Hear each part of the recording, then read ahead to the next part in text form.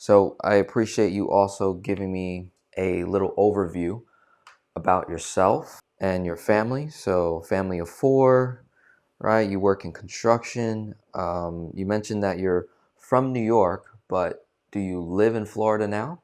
Or got it. So this is our primary residence right here. And you mentioned that wife is a cosmetology student, so she's still studying, correct? Okay, so not making any income at the moment. Okay, got it. So these are our paychecks that you get, and then you mentioned a rental income. Is that on your primary residence, or is that a separate? Okay, so you're like renting a partial of the house, pretty much, and then you have put, side hustle, Uber, Lyft, extra income. The extra income part, what does that typically come from? Right, right. That's this here. Gave him how much I think it will cost. So he paid me in that occasion $400 for that service, and things like that. You know, Mm-hmm. that's what I consider extra. Got it. Okay, great. So for now, as it relates to the income that you got coming in, we'll just use the base of what you're making, which is just looking at your income, the rental income, any side income, and when it comes to Uber and Lyft, is that something you're doing as well? Yeah, I started doing Uber last year because for some reason, something happened with my property taxes. The lender didn't send the money to the county when I purchased a house in 2023, and they reimbursed me a check. They issue a check to me. I use it to do some rental work in here. And when everybody checked, they noticed that my escrow account was didn't have enough funds to pay off the taxes, so they had to readjust my monthly income mortgage payments from 3,200 to 3,700. Yeah. So I that threw me off, and I had to started doing some Uber and Lyft.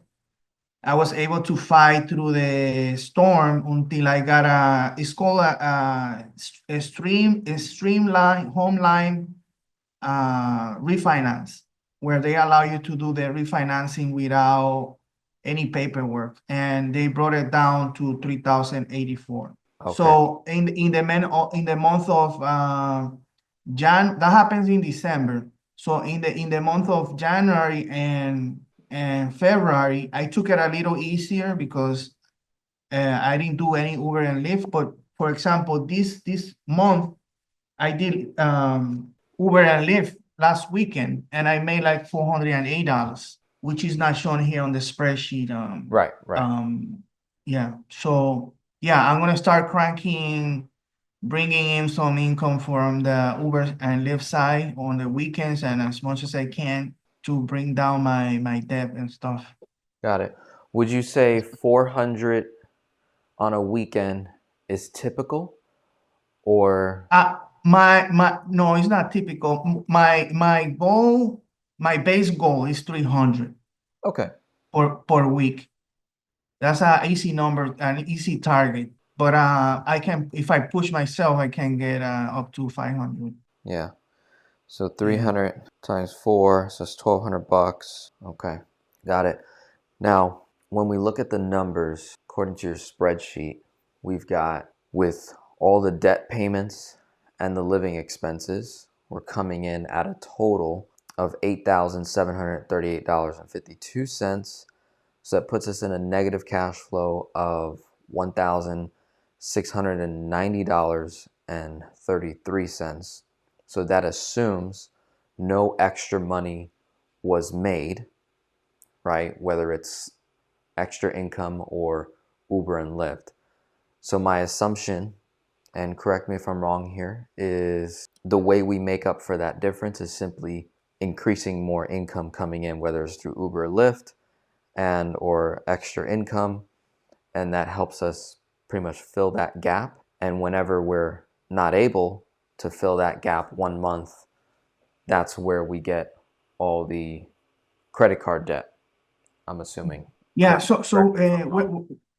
where do you get the 8,000 monthly expenses? So that's monthly living expenses and debt payments all together, right? So if we take that number of the 5,744.23, and Mhm. then we take that number, total living expense, 2,994.29, you should get the 8,738 number. And it looks like Mhm. you pretty much accurately listed all your living expenses here. Yes. Let me see, that is spreadsheet. I don't have the same spreadsheet that you have open. Let me see what happened here because I put it in the folder. Yeah, so let me see. This folder Okay, it's here. right here. It's right here. Okay. All right. Yeah. Okay, now we are on the same. We should be on the same. This Yeah, should we be the are. same spreadsheet. Yeah. Yeah, I agree. I have it open. Yeah, because You then can you see my. did all this over here as well. And I think you got this number. There's 6,270.18. Yeah, but that includes the mortgage. And I think the mortgage should not be included in this. Right, so if you, This side, I think, column L all the way through R just for the averages, so I yeah, can it put it shows in the the, history. Right. yeah, Yeah, so if you take away that mortgage payment, you should be left with that number, and then yeah, just tally up all the debts over here. okay, Yeah. So in addition to your home increasing last year because of the escrow shortage, that created a wedge in the finances overall. But also we've got all this credit card debt over here that totals about $1,500. Can you yeah, give me a summary as to how all these credit cards, how we accumulated that debt? Was it pretty much the okay, negative spread, or when did it start? If you can give me kind of like the origin, did it start last year as well? okay. Let me give you a quick Yeah, go ahead. overview of the situation that we have, right? So, my wife and I, we not married. We have two kids, and we not really in uh relationship, and how you say, we are together because of the situation. Um how can I say it properly? We are together, but we are not together. Okay, understood. And you So and you so said so, you and you said you're so not married, correct? we Currently? not married, correct? Got it. So the situation was, um she lost her job last year in June, Okay. and she was covering some of the expenses, right? So she was covering the car insurance, which was $261. Now, because she don't have an income and there is no funds for her to cover that, I had to jump in and cover for that. The other situation that we have is that my wife may, I'm gonna call her my wife, so we can, Right. she made a bad move, a really bad move recently. She had a car, a Kia Sorento. It was a 2017 Kia Sorento. It was paid off, and the car was, on the dashboard. There was a maintenance light turning on that looked like, oil maintenance or something, or the engine. Um, I told her, typically I like to take the car to the dealership because they know what they have to do and fix it. Somebody in the cosmetology school gave her an advice of a local mechanic, where she took the car to check the car. Then she came back to the house. She told me she wanted me to come to the mechanic. Okay, I said, okay, let's go and check. The guy say, okay, we had to do this, leave the car, and I'm gonna send you an estimate.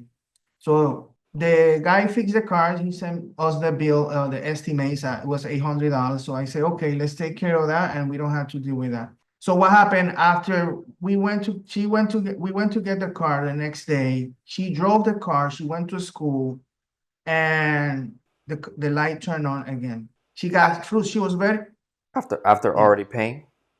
after already paying. Okay, okay, got it. So Yeah. light comes on again. Got it. Yeah, so we pay the mechanic. She got frustrated, and her school is right across from the IKEA dealership. She went into the dealer looking for a solution, and she walked out of the dealer with a new car Oh, gotcha. without consulting with me or without telling me. And that's the Hyundai Kona. That, yeah, that's the Honda. No, that's not the Honda Kona. There is another story after that. It was a Kia Forte. But then when she took the car and she brought it here, I don't know, she didn't notice, but the car was smelling like cigarette. Like somebody was, it was a smoker Mm. using the car, and it was impregnated into the carpet. I told her, and her sister told her the issue. And then that was another issue that was bothering her. We took the car to the dealership numerous times. They did a car wash, detail washing in the interior. Didn't remove the smell. We took it another day. We left it for the whole day, and the thing persisted. So it was bothering her. It was bothering me. So at one point I took my car. My personal car is a Hyundai Tucson. I took my car to another dealer that I bought the car on, and I was doing the maintenance. She drove me over there on the Kia Forte, and we spoke to the manager there, the dealer, and we walked there. I decided, okay, I don't want to deal with this anymore. Let's see if we can change the car here. And we walked out with this car, the Hyundai The Kona. Hyundai Kona. Okay. Kona. It's almost brand new, like 1,000 miles plus. Doesn't have any smell. I don't have to deal with that. But the only thing that at that point I had to co-sign in order for her to get the car. I want to support her. I want to help her. I want her to be okay and comfortable. And I just signed. I didn't really. I asked the guy to show me all the numbers, but we didn't have a chance to. We went straight into the financial department, and we signed, and we walked out with that car. Now we had to come up with $643, I believe, is the car payment. Yep. And that was not part of my plan. It was not in my original the way I was planning on doing things. And the car payment is going to start in May 1st. So we don't have no car payments until May 1st. So no car payments this month or April. The other thing is I also always find myself not fighting with her, but dealing with the tax money. Every time we had to do the taxes, she wants to claim the kids because she will get refunded and so on. Yeah. And I learned that, I don't want to neither be dealing or fighting with her on that sense. So our plan is or was, this is why we walk out of the dealership with the car, is we estimate that we're gonna get about 4,000 plus in from tax money. We already did the turbo tax, but we didn't proceed because I'm doing my taxes, and I want to check if I'll get more money than what she's will get. Well, I put it somewhere here under the assets tab, line item 44. It says expected refund taxes wife 4,000. Yeah. Come And then April, right?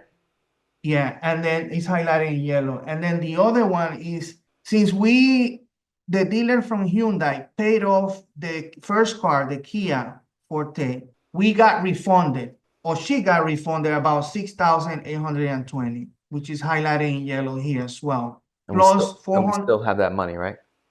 Yeah, she just got the checks, and also we got another check for 400 and plus for the taxes amount, because she added some services like oil change. You don't have to come. You just bring the car and they change your oil. Anything that happens, it was like, selling stuff on top of the car basically, and that's Yeah. when she walked out of the first car, the Kia.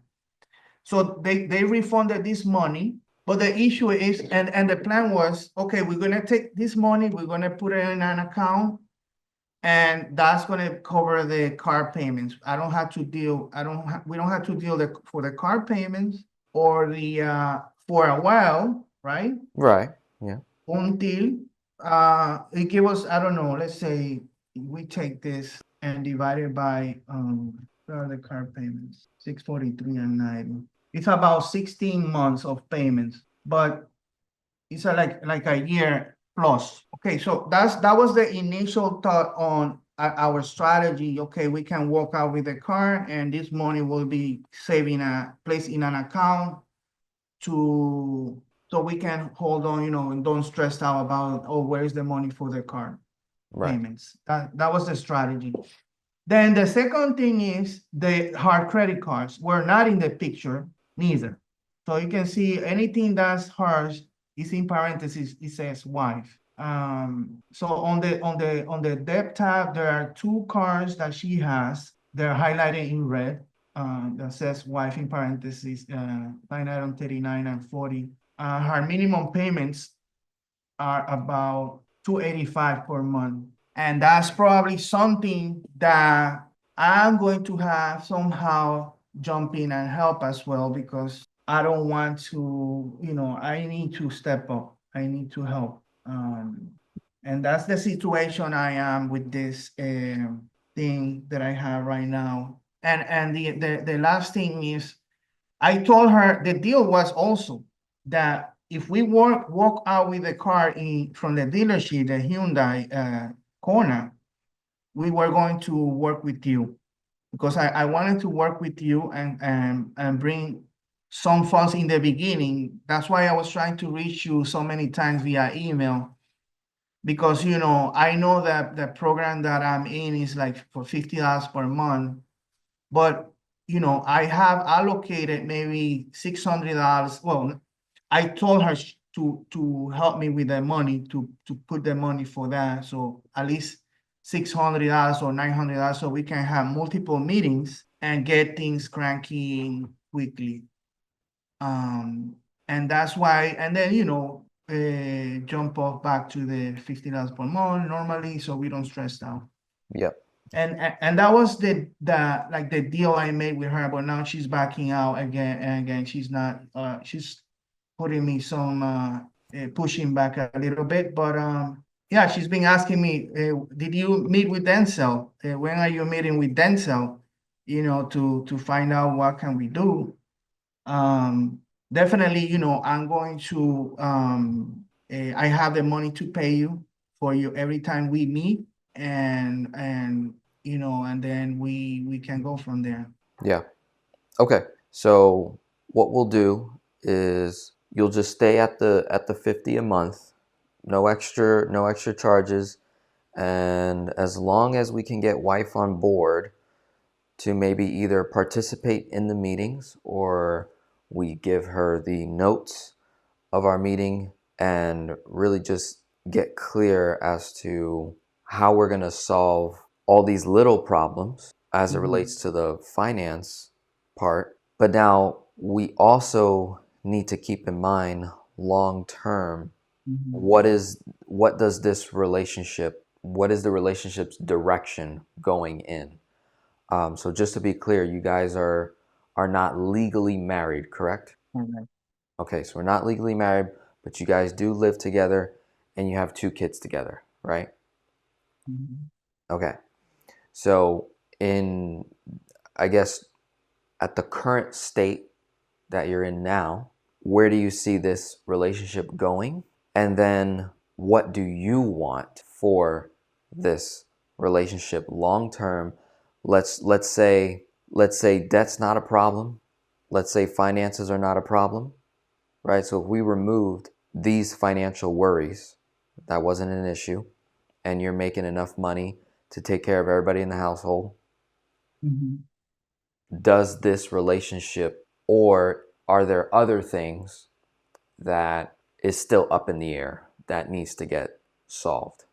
Give me your take on that so far, just so I have an idea. So, okay, we put in all this work, Yeah. and is there a possibility that it ultimately gets wrecked by our partner, or they end up, say, leaving anyways, right, for other reasons. Yeah. Right, so I want to get a good idea there, because just so you know, I've worked with so many families, and I work with a lot of divorced couples, and I work with a lot of clients that are on the brink of divorce, or they're going to be splitting up, or they've already Mhm. decided that they're going to separate, but they're still living together.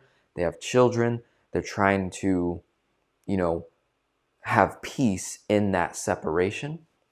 So Mhm. that totally changes whatever we do with the finances, Mhm. because now it's a matter of, getting through that particular season, and that may involve selling a home, selling car, moving, downsizing.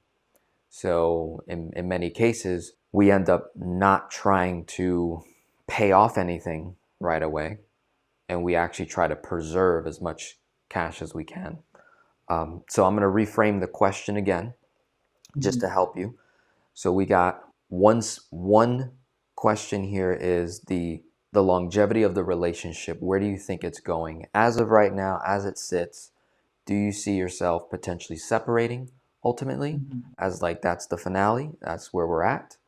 Or is there a possibility this relationship can thrive by fixing these financial obstacles and challenges, if that's, the main Yeah. root right now? Go ahead. Yeah. So we have our older son is 12 years old, Okay. and we've been dealing with our situations since maybe after he was like 6 months or not even a year old. We started having a lot of situations as a couple. Okay. So this is Yeah. nothing new. This is nothing new. No, You it's nothing new. We've been dealing with this for a long time. hmm The first mistake, I don't know if it's a mistake, but when I was here, when I moved to Port St. Lucie in Florida, I was working at the nuclear power plant in Washington Island. And I met her. She was a cashier at the Bravo supermarket. We started our relationship here. When we have our first son, I didn't want to travel anymore because the company I was working for it's called Bechtel Power. I wanted to settle down, but I didn't have I felt like I couldn't find a job here that will support me, or I'll be able to generate the same amount of income that I was doing back then. So I moved to New York with her and my son, and we moved in my mom's house. And I think that move created a lot of issues in the house between my family and her. It was really complicated. I think that's what all the pain came from in the beginning, because she was disrespectful to my mom. My mom also was disrespectful to her, and that's when everything started. After that, we even I moved her to we separated. I moved her to closer to her parents that lived in Jersey, in New Jersey. I was renting an apartment for her. We went to the court, and I had child support back then. Then after a few years, me traveling back and forth between New York and New Jersey, we decided to get back together again. Maybe let's try it again. And we had our second son, Samuel. Gotcha. And then we moved into an apartment in Queens, and we were having many issues. He was not happy because of the cold weather, because of the little rats and cockroaches that you see sometimes in the New York area. And then I decided to move her back to Port St. Lucie. We got the help from her sister and her sister husband, and they had a house here, and we were able to move her in until I figured it out how to come. So I stood in New York. I brought her here, Hmm. and then we stood like that for 2 or 3 years. Then I saw my kids growing. I say I need to find a way to move. I can't be away from them. And thanks God, during the pandemic, I met a friend of mine who owns a construction company. And now I'm working with him as a construction estimator. And he told me, you know what, if you need to do that move, you can do what you're doing from anywhere. Go over there, take care of your family, and let's work that way. So now we moved here, we moved to another apartment, and eventually I was able to buy this house. So my plan is, because I don't think we get along. I think we try many times, and we don't have anything things in common, right? So my biggest situation is that she's not a independent person, self-independent. Like she can produce or take care of herself. I need to be always helping, either until the kids are grown and they leave, I can maybe move on, or if I progress in life, I can maybe find another place. Or my strategy is, or was and is, I think, you see what I'm doing here, I'm doing a house hacking. Yeah. So I'm renting a room already, and my second plan is to renovate the garage and turn it into efficiency space. And I'll be able to rent that space and generate income from the master bedroom and the garage. That will offset most of the monthly payments I had to make to pay the mortgage. And I think if she finds a job, she'll be able to cover her expenses, and I will probably be less stressed. And maybe I can find another place after I do those things. So, but I want her to be comfortable. I don't want to be that guy or that person that leave Yeah. Yeah. and leave everybody, you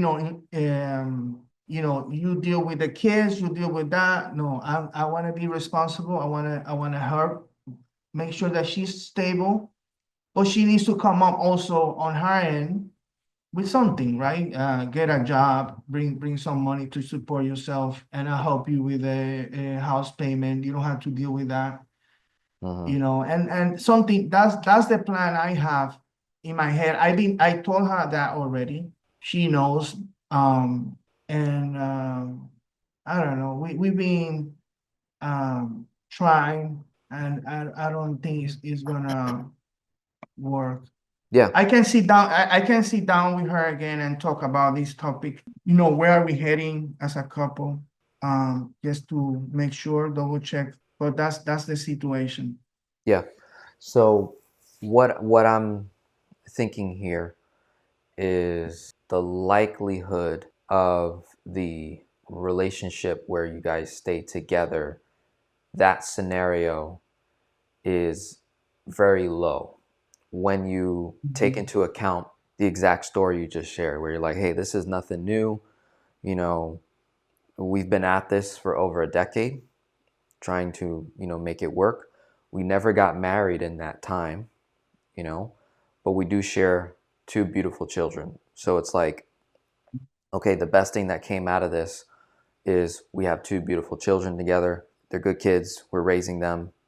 And from your perspective, you're like, okay, I still have the desire, even though we may not make it long term, but I want to still make sure you're okay financially and the kids are okay, and we figure out a healthy way to continue to raise these two boys, right? Whether that results in bringing in the state of Florida to decide what that contribution would be from you to her, Mhm. or what I always recommend couples to do, because I've experienced it as a son, dealing and seeing, observing how child support ultimately works, and it's not fun whatsoever, as well as custody, right?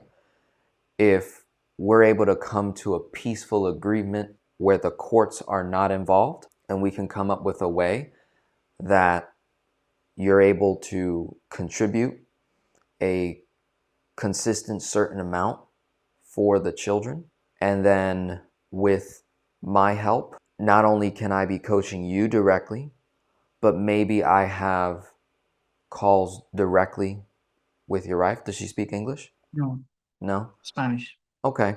So I have Do you speak Spanish?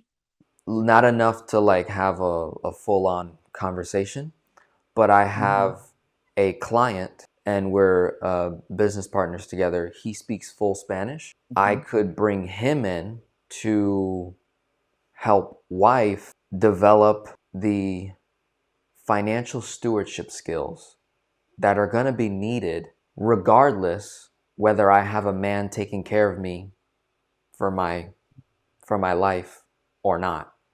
You know, Yeah.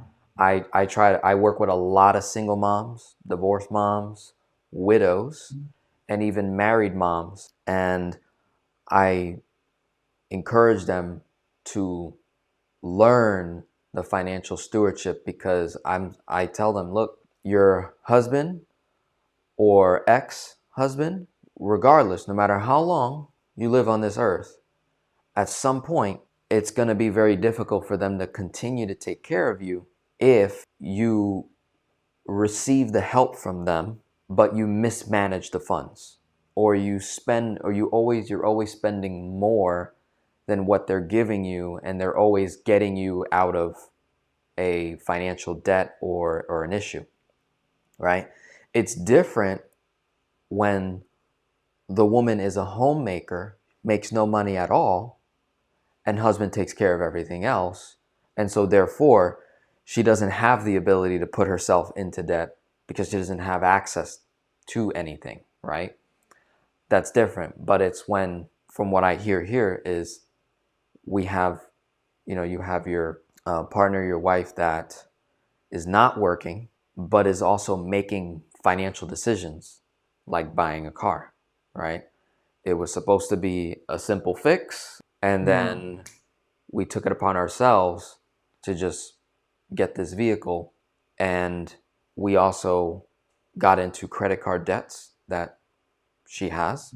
And then I don't know what her, spending habits are like, but Yeah. that ultimately puts pressure on you eventually to the point where you're like, I quit. I can't do this, right? And then you feel like the bad guy because how is she going to fend for herself?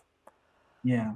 With previous couples I've worked with, what ends up happening, that mom is backed up against a wall and I end up being her client.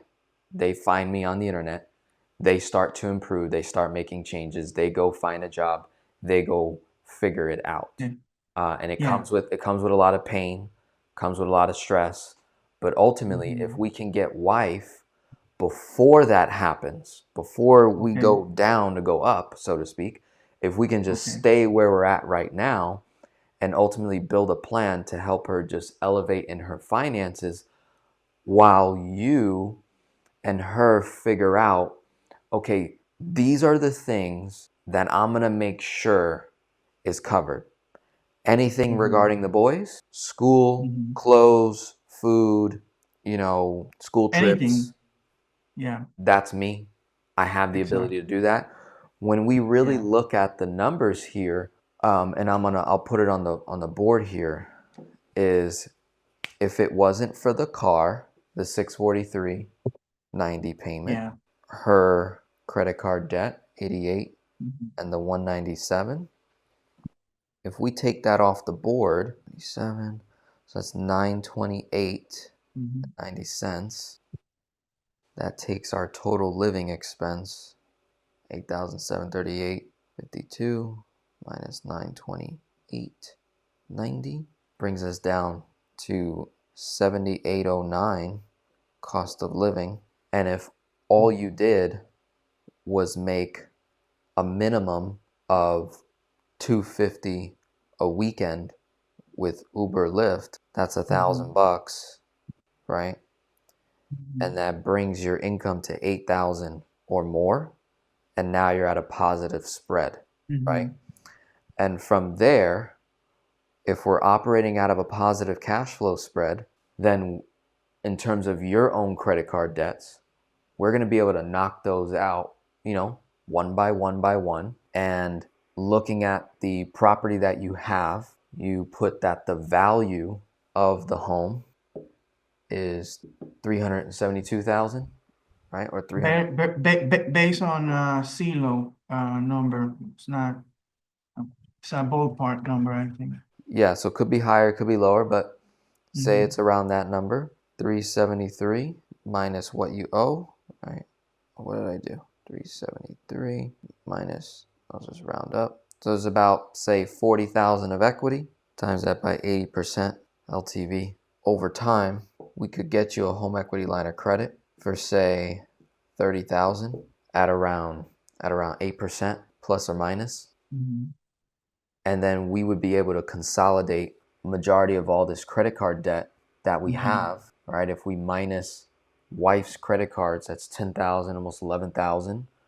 So you only have about 39 of credit card debt. We could wipe out a really significant amount of credit cards, which instantly increases your cash flow, ultimately puts you in a better financial position, right?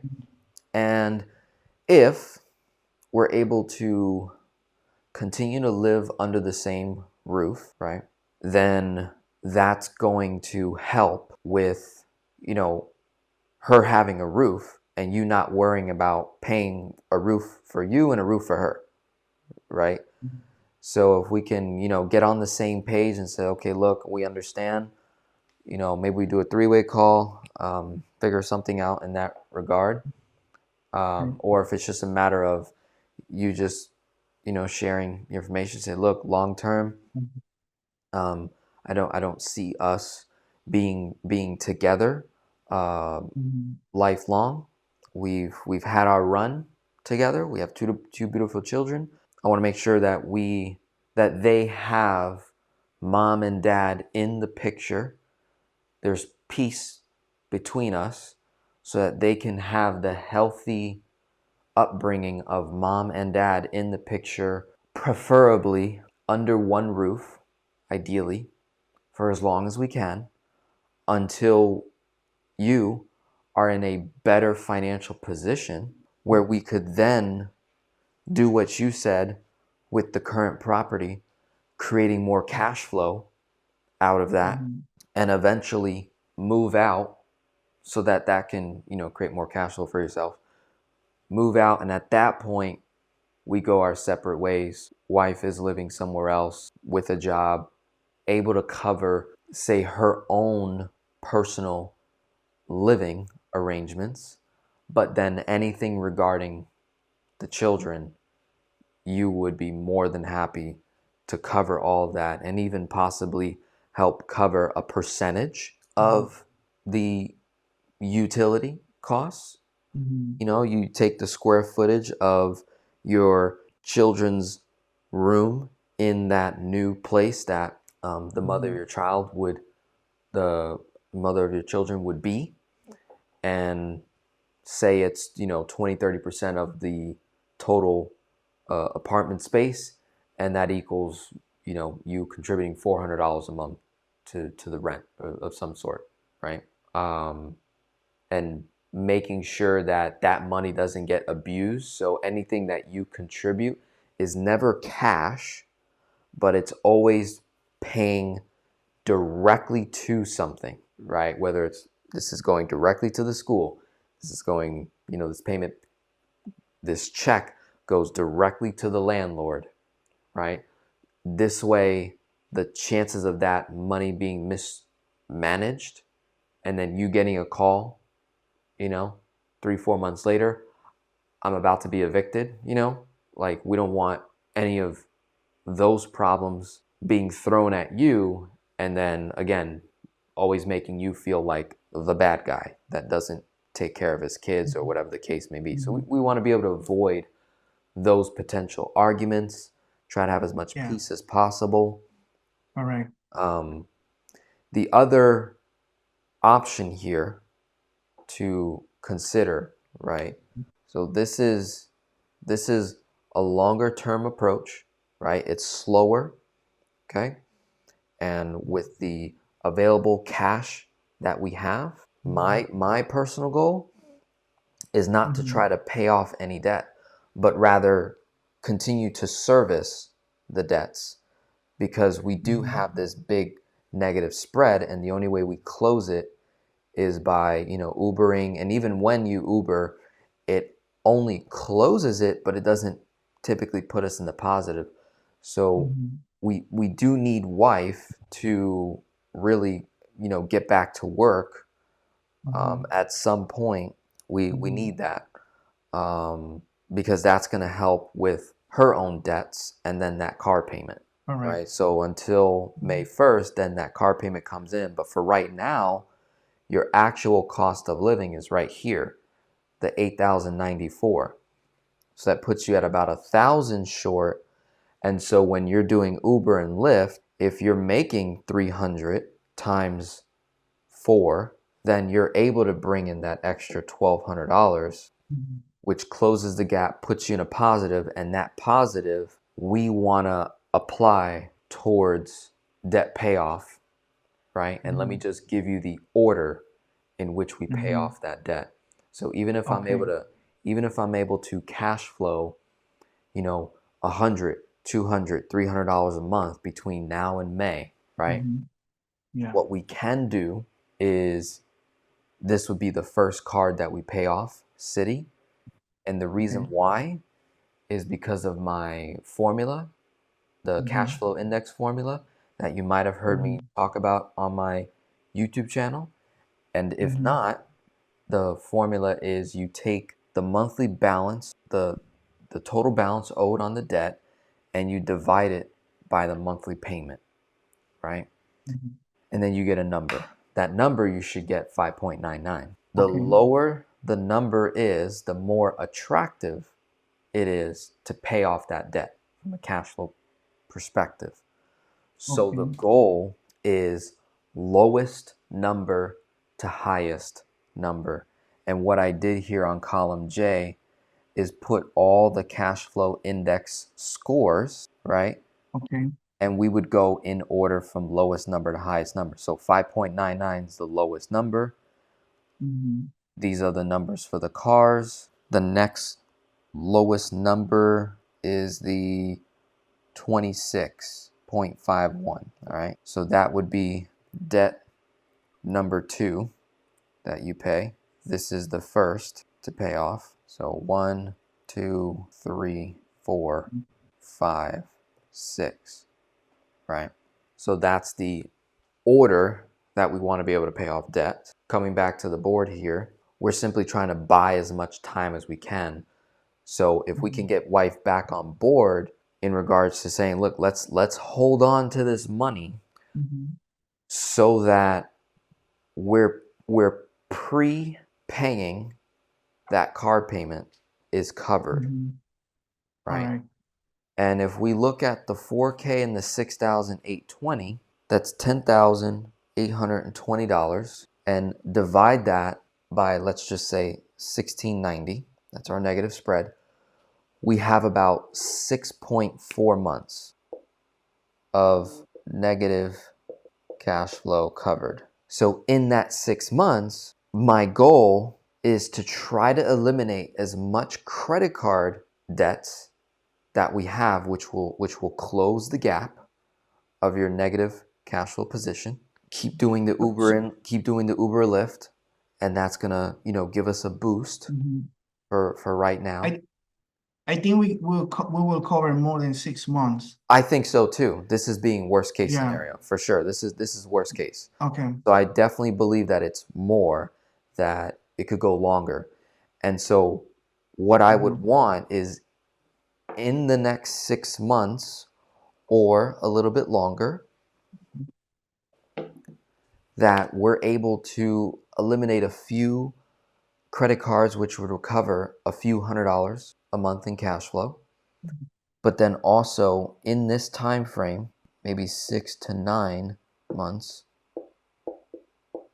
wife is working, right?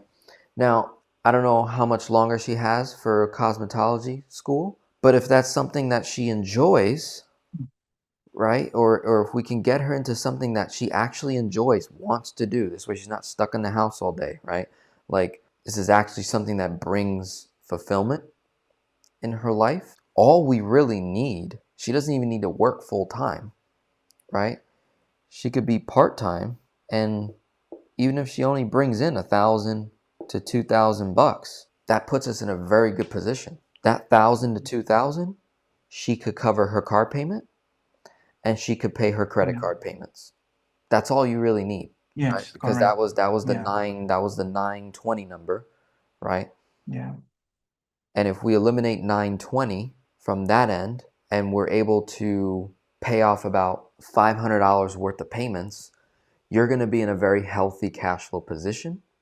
And then if you keep excelling in your workplace, right? You maybe get a raise or bonus or anything like that. That's the play. That's the move right there, right? Correct. Now, Mhm. let me give you one more option that is more of a it's a quicker fix, but it's also a reset, right? So this option, we'll just call it option 2. This here that we just discussed, all of this is option 1. For some reason, the camera goes blurry on and off sometimes, not always. Yeah? Mhm.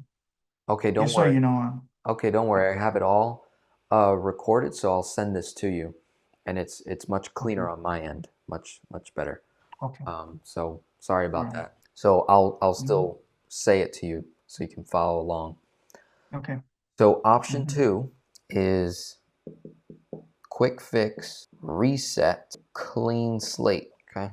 That would involve either selling the property, and the proceeds that you get from the sale, you would move into an apartment where you rent for less than what it costs to maintain the house, right? And the utilities, right? So you recover quite a bit of cash flow there, and you'll have some profit in the sale of the home, and that obviously puts you in a better financial position, period, no doubt about it. Okay, so selling the property. And then the proceeds you would simply hold on to move, you're going to downsize, be in a smaller apartment, get only what you need, maybe a 3-bed 2-bath, kids share a room, or each kid has a room, or you do a 2-2 where kids share a room and then you and partner in one room, right? Mhm. Or 3-2, and you would be able to find something definitely in Port St. Lucie, around that area, um, for less than what you pay now for your mortgage payment, property taxes, insurance, and utilities on that home, right? So that would be option 2. Um, Option 3, which is something I would personally consider if the math makes sense, where option 3 is you move out to increase the rental income on your Mhm. property. So if we were able to replace you as your own tenant and put someone in there, and that rent would more than cover the mortgage, insurance, taxes, and utilities of that property, and then you downsize completely, say into like a 2-2, and you rock it out, right? Where you just completely downsize, you rock it out, you and the kids, and maybe that kind of change, because everybody's different that I work with, right? Some people, um, let me see why. Okay, some people really need that push to be backed against the wall, and then they do something with their life, right? They go make something of themselves when they Yeah. crash and burn, or they put themselves in a very humble kind of situation, such as downsizing from their current lifestyle into something way more humble, super affordable according to your numbers, and you're renting for super cheap, and it's smaller space, but you're able to make it work. And maybe you only do that for like a year, right? Or 2 years, because it just motivates the heck out of you to make more money, be more productive, and then change the living arrangements after that. You know, some people are really good at doing that. So I'm someone that, if pushed, I really react, and I turn the pressure up, and I'm able to produce. I'm able to, do really well under pressure. When I'm Mhm. not under pressure, I tend to get a little more comfortable, and I'm a little bit of like, I'll coast, and I'll do the right things, but I don't take on more risk. But if I'm backed up and I'm under pressure, I perform very well. So sometimes I need to put myself under pressure intentionally to perform very well. So depending on how you are, option three might make a lot of sense. Talking about earlier what you were saying about being able to, like, you know, get another tenant in the home, that, you house hack it, able to create more cash flow. Well, what would it look like if you just completely got out of there, and if you were to get, more money that, again, more than covers the mortgage, but also gives you more cash flow to, like, cover a majority of your rent in that new apartment that you would ultimately be in. And then Mhm. that now puts you in this healthy, positive cash flow position that allows you to perform better in your overall life. So, do you have an idea, right? Just to try to run quick numbers here on option three. Do you Mhm. have an idea, if you weren't living in the home, and give me the dimensions of your house, right? How many Mhm. bedrooms, how many baths? How much you think you could rent what you're currently taking up, right? You're collecting $1,000 a month for one bedroom, which is the master, and then it has its own entrance, right, into the home. Yes, in the back end. And Mhm. do they have their own bathroom as well? Yes, inside and a Do they walk-in closet. walk-in closet, their own bathroom? And do they have Yeah. a kitchen space, or is that being uh, They, co I put like a small kitchen? like a little a small refrigerator, a microwave, and a kitchenette table, but not stove, you know. The guy who's renting it, he works at Amazon, and he has like a little burner, electric burner, and he uses to do soup or something that he wants to cook. Gotcha. Nothing major. Gotcha. Okay. Yeah. Look, so the rent around here, Yeah. based on Zillow, is I'm looking at 2,750. Um, So I share the link there yeah. with So $2,750. And how much space are you covering in the home? What's the dimensions of the home? How many bedrooms? How many baths? in total 3, 2.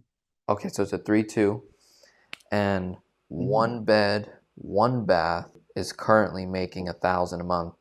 So the other two bedrooms and one bath, you're saying could maybe bring in about 2,750. Is that right? No, about 18.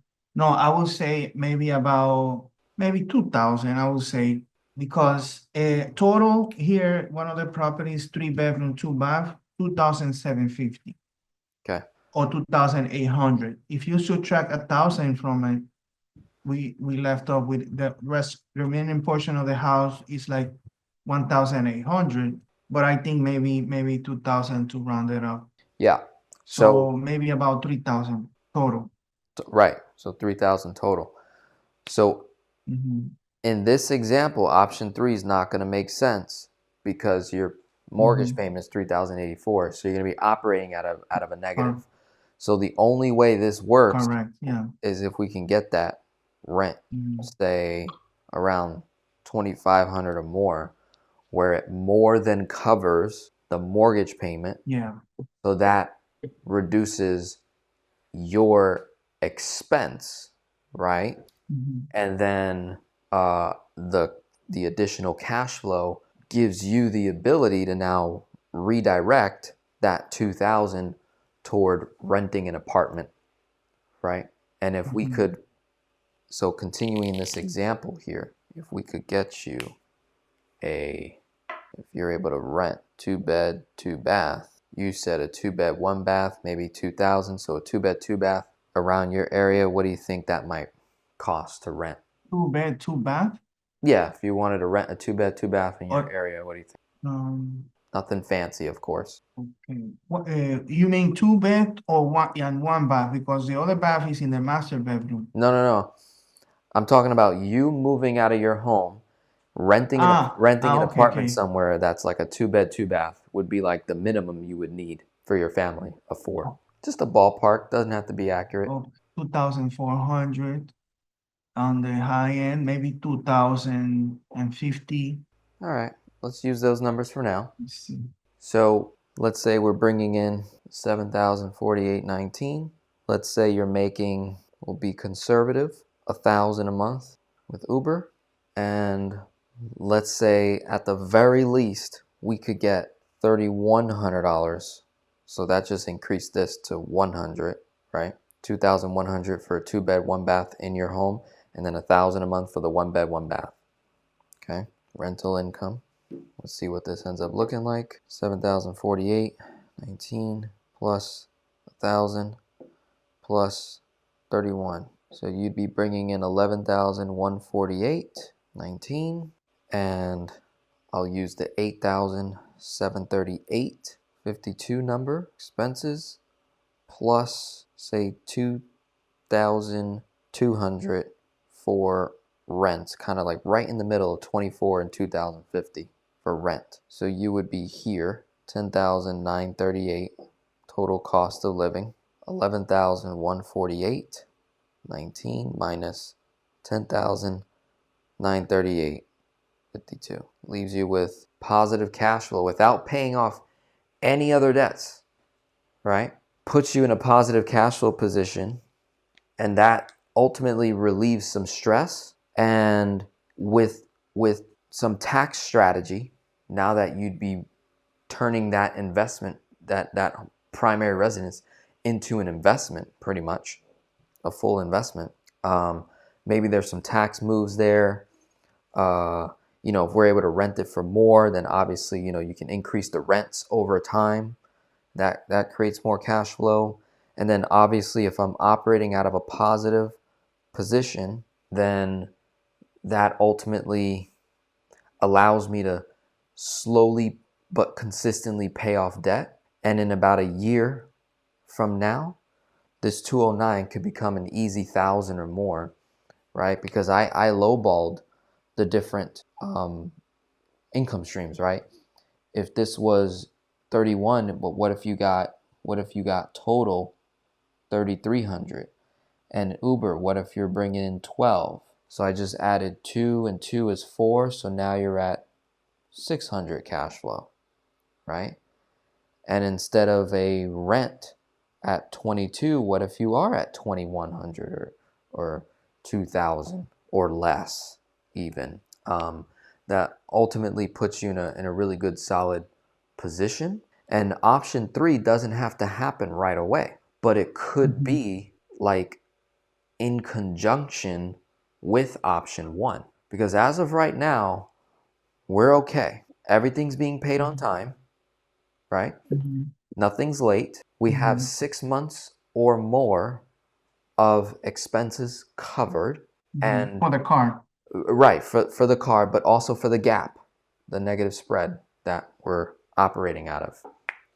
That we pretty much have at least a minimum of 6 months just looking at that 10 grand to cover 1690, and that's assuming you only make 7,000, right? If you're doing Uber, which I know you are, then it obviously closes the gap and it extends this timeline, right?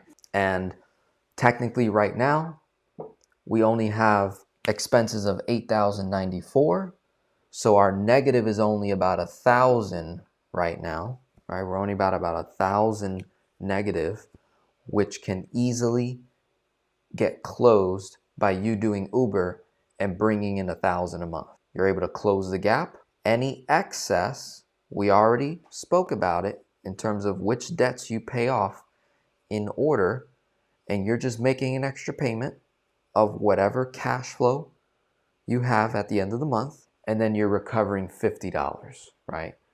You then recover $67, when you start paying off these credit cards one by one, okay? So what I want to do is pause here because that's a lot of information. I want to get this recording to you that you can go back and watch. Your action steps is to really share this with wife. Let's see if we can get her on board. Say, look, Okay. this is the best option for peace now and long term. This allows us to ultimately grow. It's clear that we've been at this for over a decade, but also get from her perspective. Maybe she does want to be with you for life, but figuring out, well, what is it that's actually blocking us? What are the top 3 things that's actually preventing us from having a healthy relationship long term, right? And if she's on the same page with you, where it's like, yeah, we had a good run. We've been at this for over 12 years. We got 2 beautiful children. But in terms of us, I don't see it long term. But I do see a world where we can be respectable, peaceful adults that have a desire. We have a shared love for each other on a level of, yeah, I don't want to see you fail in life. I want to see you, do well, and I want to continue to help you. And that goes both ways. And then you also have a shared love for the 2 boys that we want to make sure their mom is in their life, their dad is in their life, despite mom and dad not ultimately being together. But the chances of your boys not ending up in prison, jail, or dead increases dramatically when the father is in the picture, right? So that's you being in the picture, mom staying in the picture. Even if it's shared households, back and forth, you figure out that peaceful arrangement. I'm We're able happy. to do it. I'm happy to bring her on board, and I think it will be very helpful for both of us, her and I, and um and also see if you can help her as well through the other member who speaks Spanish. The thing I want to make you aware of also is that in her case, her frustration in life, I think I know she has manifested that, is that she's not able to express herself like she would like to. So let's say, for example, her not being able to express and speak how she would like to, well, let's say, all the previous jobs that she had in the past is, at the Bravo supermarket as a cash register. She wanted to do better in life. She wanted to move forward. She took a phlebotomy course that is to be able to extract blood, blood work. But she had a hard time finding a job on that area. After she got the certificate, apparently when she goes to the interview, her interaction and the way she speak, doesn't project confidence maybe on the person who's interviewing. and that's causing a lot of stress in her mind. She had another job in a local school called Sunlight Christian Academy, and she was working in the facility area, helping with everything, like cleaning the bathroom, helping in the lunchroom, and she even got the opportunity to help the teachers with the kids. But she eventually got she was coming late to work. She was not and she was getting tired of the whole process. So, and now she left the job, or she got fired back in June. I don't know. I think she got laid off in June. She was there like for a year plus. And now she's doing the cosmetologist course, and she's having issues in there too with other students, even with the teachers, because of her personality. Her personality, she thinks people are thinking maybe bad about her or criticizing her. She has a lot of issues internally in that sense. And I'm looking for a solution to help her. Maybe she needs to find a job somewhere where she don't have to deal with people like data entry, or things like that, where she can do it maybe from the comfort of her home or something, bookkeeping. I'm starting to work ideas on my end to see if I can come up with something so she can work and do it. So just letting those are some of the situations that will come up eventually if you get into helping her, and through the coaching section with the other member who speaks Spanish. Yeah, I think The, in yeah, addition, like if she had someone she could confide in with those feelings and emotions, like a coach to help her overcome that, that confidence, that social aspect, because that's either past trauma, that's, belief systems that are not helpful for us to have as individuals. So those are things that we can simply overcome. Also, the opportunity of possibly learning English could be a really, really big confidence building yeah. tool for her over time. Not something right away, because I know it's a big undertaking, but being able to like, Reading a book, reading a book or looking for way to self-educate yourself. I even told her, let's sit together once every 2 weeks, and let's read a book together so we can grow, right, and yep, develop. Looking for ways to improve, but I since I asked her, we haven't done it, but yeah, I want to help her, yeah. It definitely either way. sounds like she has a lot of fear, you know, and Mhm, it's something that just mhm. simply we have to overcome at some point. We're So we're yeah, adults. We're adults. Carl, She's not a child. So at some yeah. point So we're gonna build that. So that's okay. not something right this second, but I think over time can definitely be the case. So I know time is limited, and we want to, you know, work on other stuff. There was a few other options that I have in mind. I didn't know if it's How about you on email the me? under the notes sections on the Excel sheet regarding PLAC, business lac or HELOC. Okay, so my wife, I believe she has better credit than I. If I am not 100%, based on their criteria, we need to be on the right spot in order to apply for a personal line of credit to consolidate all the debt in one place instead of having so many credit cards at once. That was another option that I was thinking, but I need to ensure that she's on board with that idea. If you think that is appropriate or it will work, that's one option that I was thinking. And also I mentioned in here that I have a credit card from Mid Florida Credit Union that I have like about $5,000 in And they allow me to use it as a line of credit. I can, every time I withdraw, I can withdraw up to 5,000, but they'll charge me like 3% or something like that, or 1%. So I don't know if that will be able to be used in order to do velocity banking. Yeah, so honestly, those are easy no's for me. Okay. Not things I want to look at. It's not going to solve the root issues of what we have here.